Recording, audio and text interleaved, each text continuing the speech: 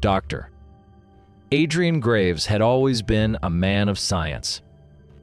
A well-respected surgeon, he prided himself on his precision, his unwavering hands, and his reputation for being one of the best in the field.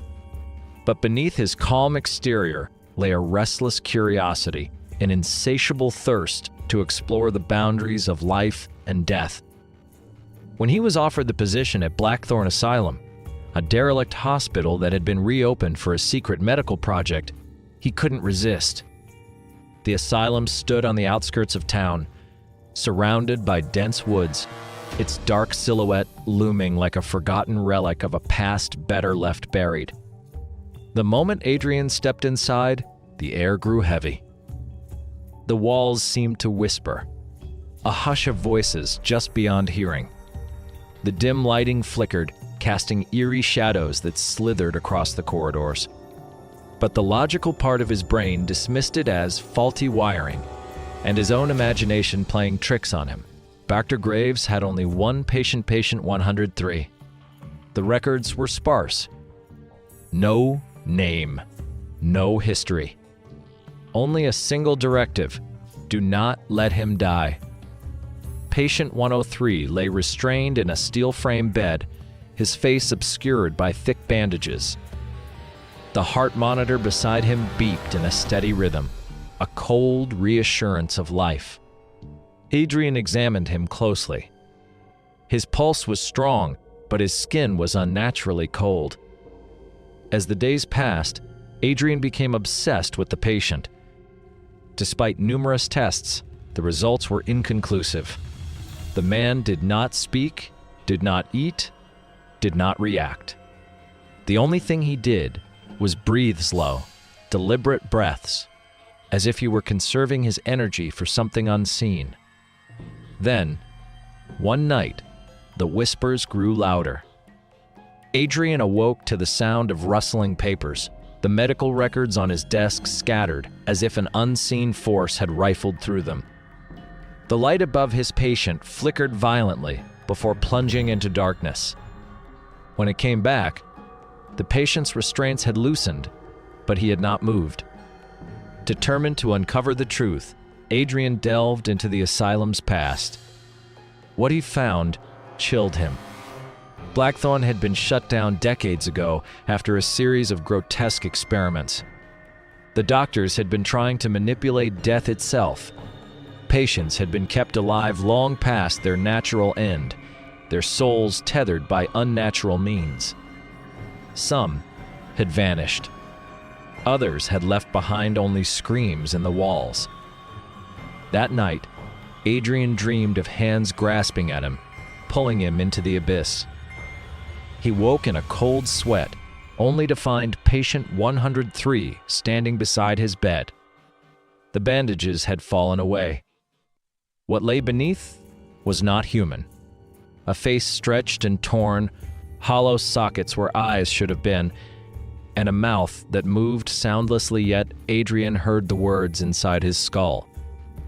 "You should have let me die." The lights shattered, plunging the room into pitch black. Adrian scrambled for the door, but it slammed shut on its own. A force gripped him, unseen hands pressing against his chest, his throat.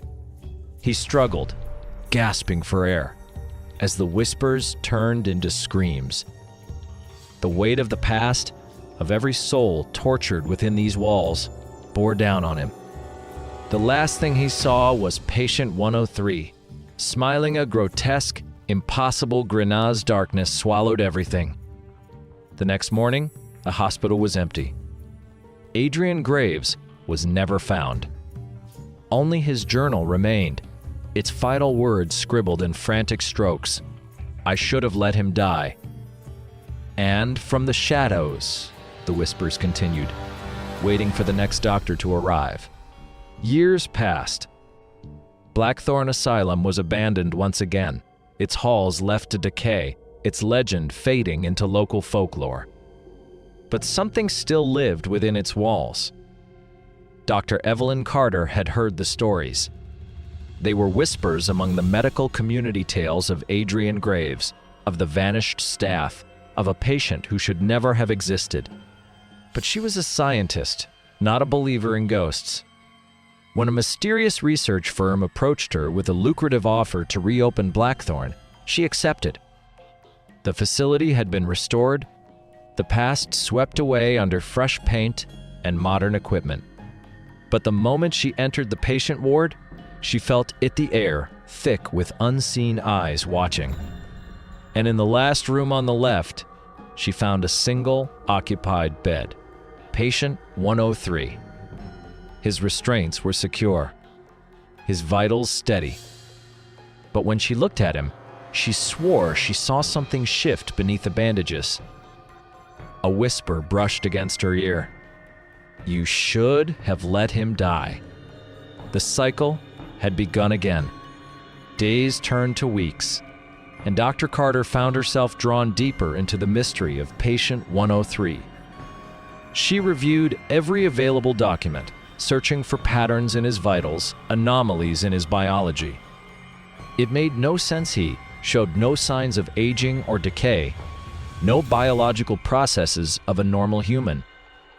One evening, as she sat in her office reviewing old security footage, she noticed something horrifying.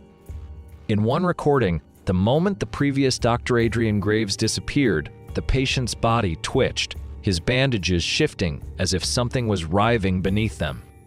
A moment later, his vitals surged, as if life had returned to him. Dr. Carter couldn't shake the thought. Had the patient taken something from the doctor? A soul? A fragment of life? That night, she locked the doors of her office, but it didn't matter. She woke to the sound of footsteps in her room, though the door was still locked from the inside.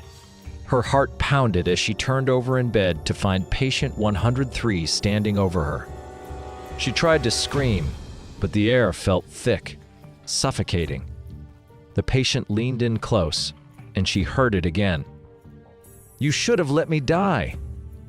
Then the room went black. The next morning, the hospital staff searched for Dr. Carter, but she was gone. The only clue left behind was a new entry in the asylum's records, patient 104. The whispers in the walls grew louder, waiting for the next doctor to arrive.